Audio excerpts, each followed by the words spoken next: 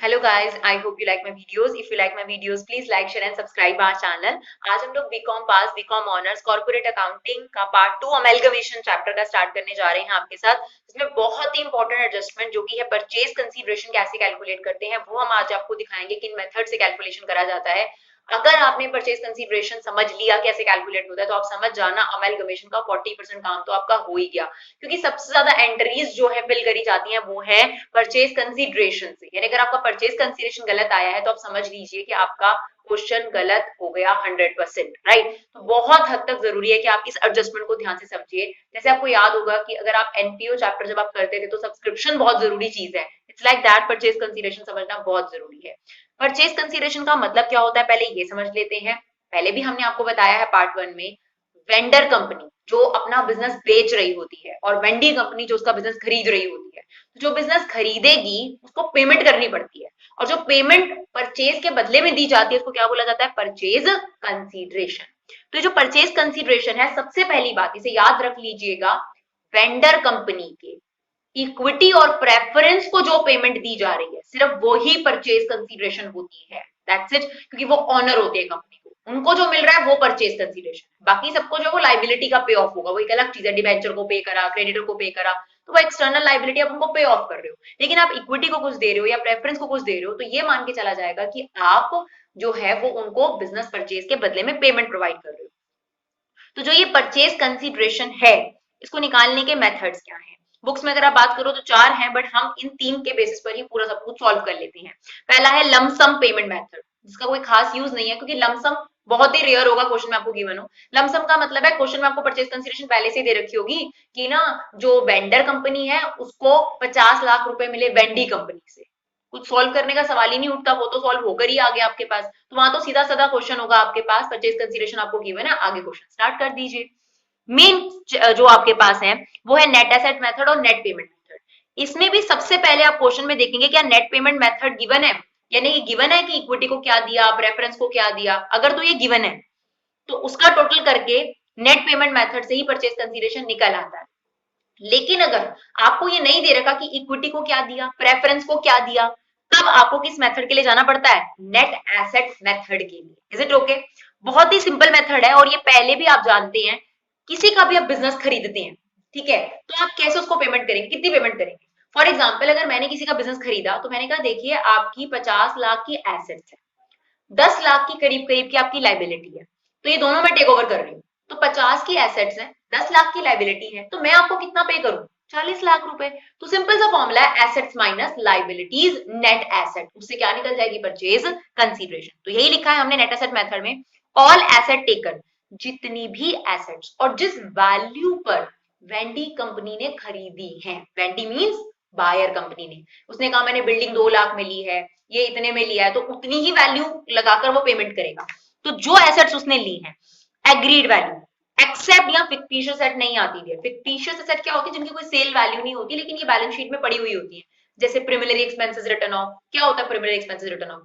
जब business start होता है तो आपको जो बिजनेस प्रमोट करना पड़ता है, स्टार्ट करना पड़ता है, इनकॉर्पोरेट करना पड़ता है, तो डॉक्यूमेंट्स बनाने पड़ते हैं, ये भागना वो भागना, तो वहां जो खर्चे होते हैं प्रमोशन एक्सपेंसेस, स्टार्टिंग में जो खर्चे होते हैं उनको बोलते हैं प्रिमिलरी एक्सपेंसेस। अब आप कहोगे जब ये खर्चा था तो इसे एसेट में क्यों शो करा?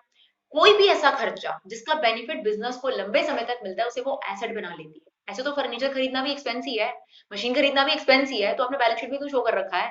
खर्च तो आपने पहले ही कर दिया होता है। हम उसे धीरे धीरे डेप्रिशिएट करते हैं क्योंकि उसका बेनिफिट लंबे समय तक मिलता है, ठीक है ना। तो इसीलिए प्रिमिलरी एक्सपेंस हो गया, या discount on issue of debenture, या discount on issue of share हो गया, या शेयर इश्यू एक्सपेंसेस हो गए, ये सब फिक्टिशियस एसेट होती है। इनकी कोई सेल वैल्यू नहीं होती, कोई परचेज नहीं करेगा आपसे, कोई पेमेंट नहीं करेगा उसकी। इसीलिए सारी एसेट्स लेनी है एक्सेप्ट फिक्टिशियस एसेट्स। ले ली, माइनस जितनी भी लाइबिलिटी उसने जिस वैल्यू पे ली है, जिसमें आप शेयर कैपिटल और रिजर्व एंड सरप्लस हटा दोगे क्योंकि ये ऑनर का पार्ट होता है। एक्सटर्नल लाइबिलिटीज लेनी है आपने यहाँ पर, ठीक है। एसेट्स में से एक्सटर्नल लाइबिलिटी माइनस करने के बाद जो पेमेंट आई है वो आपने पे करनी है किसको, कंपनी के ऑनर्स को। कंपनी के ऑनर्स यहाँ पर कौन होंगे, इक्विटी और प्रेफरेंस। Is it okay? अब आप कहेंगे मैम हमें तो इसका एग्जाम्पल चाहिए। बिल्कुल सही, बिना एग्जाम्पल के आप कैसे समझेंगे, तो हम एक एग्जाम्पल लेते हैं। ऑब्वियसली हमारी जो अभी तक की सबसे बेस्ट बुक है जीआर मोंगा, उसी में से हम लोग ये एग्जाम्पल चूज करते हैं। चलिए देखिए हमारे पास ये क्वेश्चन है, purchase consideration net asset method से हमें कैलकुलेट करनी है। यहाँ पर हमारे पास इक्विटी शेयर कैपिटल दे रखी है 8 लाख रुपए की, राइट। अब देखिए प्रेफरेंस शेयर कैपिटल है हमारे पास 2 लाख रुपए की, डिबेंचर्स है 1 लाख की, रिजर्व फंड है 45,000 का, सिक्योरिटी प्रीमियम 48,000 का, P&L 12,000, वर्कमैन कंपनसेशन फंड, ये एक्सटर्नल लाइबिलिटी आपके पास, डिबेंचर भी एक्सटर्नल लाइबिलिटी है और वर्कमैन कंपनसेशन फंड ये एक्सटर्नल लाइबिलिटी हो भी सकती है, नहीं भी हो सकती है। फंड किसके पैसों से बनाया जाता है? ओनर के पैसों से। अगर क्वेश्चन में एडजस्टमेंट में लिखा हो कि वर्कमैन के लिए लाइबिलिटी अराइज होगी तो आपको एक्सटर्नल लाइबिलिटी लेनी है, क्योंकि जो फॉर्मूला है नेट एसेट वाला उसमें सिर्फ एक्सटर्नल लाइबिलिटी लेते हैं, ना इक्विटी, ना प्रेफरेंस, ना रिजर्व फंड, ना सिक्योरिटी प्रीमियम, ना P&L। ये देखेंगे हम लोग। बिल पेबल एक्सटर्नल लाइबिलिटी है, क्रेडिटर एक्सटर्नल लाइबिलिटी है, प्रोविडेंट फंड 100% एक्सटर्नल लाइबिलिटी है, ठीक है, एम्प्लॉय का पैसा होता है इसमें। प्रोविजन फॉर टैक्स भी आपके पास एक्सटर्नल लाइबिलिटीज है, ठीक है जी। और एसेट्स में हमें क्या क्या दे रखा है वो भी देख लेते हैं हम लोग। एसेट्स में हमें क्या क्या गिवन है? एसेट्स में हमें गिवन है building, plant and machinery, furniture, investment की मार्केट वैल्यू दे रखी है 90,000 हो गई है, inventory 90,000, debtor 312, bill receivable 45, cash in hand 55, cash at bank 1,10,000, goodwill 45, preliminary expenses this is fictitious set, ये आपने नहीं लेनी जब आप एसेट्स लेंगे तो, ठीक है, 20,000 रुपए की। नीचे कुछ एडजस्टमेंट्स गिवन है तो उन एडजस्टमेंट्स को तो रीड करना बहुत जरूरी है हमारे लिए, राइट। तो उन एडजस्टमेंट्स को रीड कर लेते हैं पहले। तो एडजस्टमेंट्स क्या है डियर, देखिए आपको कहता है Sakshi limited intend to take over the business on the following terms. तो यहाँ साक्षी लिमिटेड जो है वो हो गई आपकी वेंडी कंपनी, और जिसकी आपको बैलेंस शीट दी थी डियर वो हम ध्यान से नहीं पढ़ा, भावना लिमिटेड की आपके पास बैलेंस शीट थी। तो यहाँ पर भावना लिमिटेड वेंडर है और साक्षी लिमिटेड वेंडी है। अब वो कहता है कि साक्षी लिमिटेड ने आपकी जो वैल्यूज है उनको बदल दिया है। तो जब एसेट्स की वैल्यू को बदल दिया जाता है तो यहाँ पर साक्षी लिमिटेड जो है वो परचेज वाला केस हो गया, यानी amalgamation in the nature of purchase, क्योंकि बुक वैल्यू में चेंजेस करते ही आपकी फिफ्थ कंडीशन जो है वो जो है टूट जाती है यहाँ पर, और आपके पास amalgamation in the nature of purchase हो जाता है। तो यहाँ पर जिस वैल्यू पे लिया है वो तो उस हिसाब से पेमेंट करेगी। बिल्डिंग है 2 lakh, plant and machinery 4,65,000, furniture 36,000, inventory हमारे पास 1,20,000, debtor subject to the provision of 10% for doubtful debt, मतलब डेटर पर 10% प्रोविजन बनाना है। Goodwill found to be nil, मतलब आपकी बुक्स में गुडविल की वैल्यू है लेकिन साक्षी लिमिटेड कह रही है कि मैं गुडविल की कोई वैल्यू नहीं समझती। There was a liability of 26,000 against workman compensation fund. तो अब देखिए आपने फंड बना रखा है ऊपर और यहाँ पर क्लियरली लिखा गया है कि उसमें 26,000 रुपए की लायबिलिटी अराइज हो चुकी है, वर्कर को आपने ये पेमेंट करनी है, तो एक्सटर्नल लायबिलिटी हो गई। टैक्स के लिए प्रोविजन बना हुआ था वहां पर, और यहाँ पर हमें क्लियर कर दिया गया एक्चुअल टैक्स लायबिलिटी आपकी 40 है, यानी आपको गवर्नमेंट को टैक्स देना 40। अब ये लायबिलिटी साक्षी लिमिटेड की लायबिलिटी है, सिंपल सी बात है, वर्कर को जो पेमेंट करना है या गवर्नमेंट को जो टैक्स पे करना है, अब ये किसकी लायबिलिटी हो जाएगी? अब ये लायबिलिटी होगी साक्षी लिमिटेड की, ठीक है। रियलाइजेशन एक्सपेंसेस अभी हमारे किसी काम के नहीं है। Preference share holder are to be paid in cash, ठीक है, प्रेफरेंस शेयर होल्डर को हम कैश में दे देंगे, और कहता है balance is to be paid in equity shares. अब बैलेंस निकालने के लिए अब देखिए इक्विटी और प्रेफरेंस को जो आप पेमेंट करते हो वही परचेज कंसीडरेशन होती है, तो हमें यही नहीं पता कि टोटल परचेज कंसीडरेशन देनी कितनी है, तो हमें कैसे पता चलेगा कि बैलेंस कितना दे इक्विटी को? तो यहाँ पर नेट पेमेंट मेथड नहीं लग सकता, हम यहाँ पर क्या लगाएंगे? Net asset method. तो यहाँ पर हम क्या करेंगे, हमें देखिए एसेट्स की वैल्यूज दे रखी है ना, हम इन एसेट्स को तो इन्हीं वैल्यूज पर लिख देंगे क्योंकि साक्षी लिमिटेड इन पर ले लिया, और बाकी बैलेंस शीट में जाकर और एसेट्स देखेंगे जिनकी उसने वैल्यू चेंज नहीं करी है, उनको वो as it is book value पे ले रही है, ठीक है। तो नेट एसेट मेथड में क्या होता है, जितनी भी आपकी एसेट्स हैं, ठीक है, जो इसने अभी टेक ओवर करने के लिए जो प्राइस लिखा है, हम सबसे पहले उन एसेट्स का नाम लिखेंगे यहाँ पर, राइट, सारी एसेट्स का नाम। ये वर्किंग नोट में सॉल्व होता है आपका परचेज कंसीडरेशन। तो आपके पास बिल्डिंग है,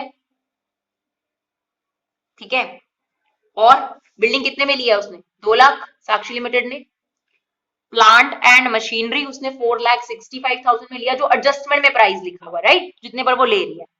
फर्नीचर आपके पास है 36,000 में ले रही है। इन्वेंट्री यानी स्टॉक जो है वो 1,20,000 रुपए में लिया जा रहा है। डेटर में कहा जा रहा है कि प्रोविजन माइनस होगा, तो ठीक है जी, डेटर पीछे हमने देखे 3,12,000 रुपए के हैं, उन पर प्रोविजन बना दीजिए 10%, 31,200, राइट, तो ये हो गया 2,80,800, ओके।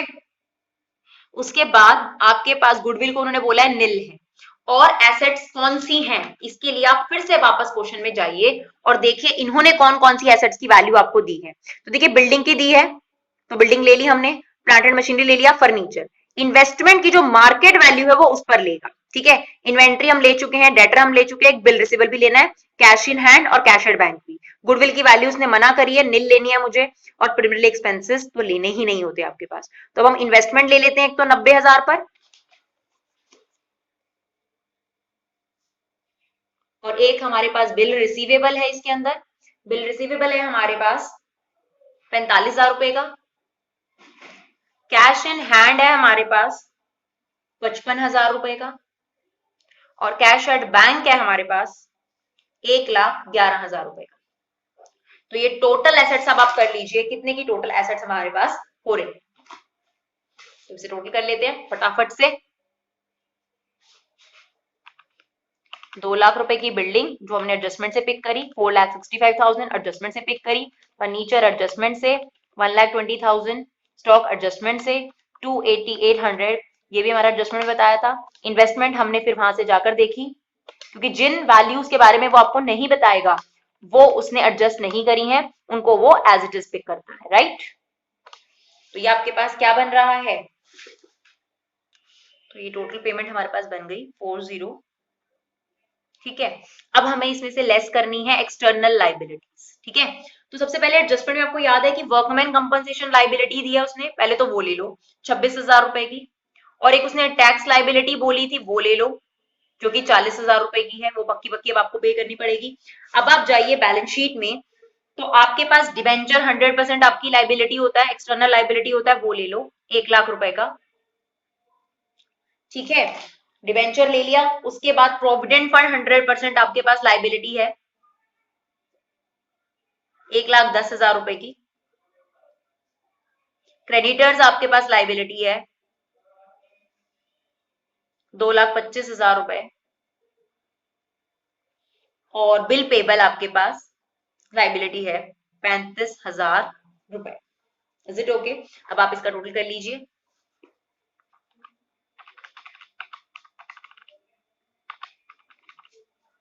तो ध्यान रखिएगा, बस एक्सटर्नल लाइबिलिटीज लेनी होती है, इक्विटी शेयर्स, प्रेफरेंस शेयर और रिजर्व इन सरप्लस, ये नहीं लेना हमने। तो ये आ गया डियर आपके पास 4,36,000। बस एसेट्स में से लाइबिलिटी माइनस कर दीजिए, आपके पास आ जाएगी परचेज कंसीडरेशन।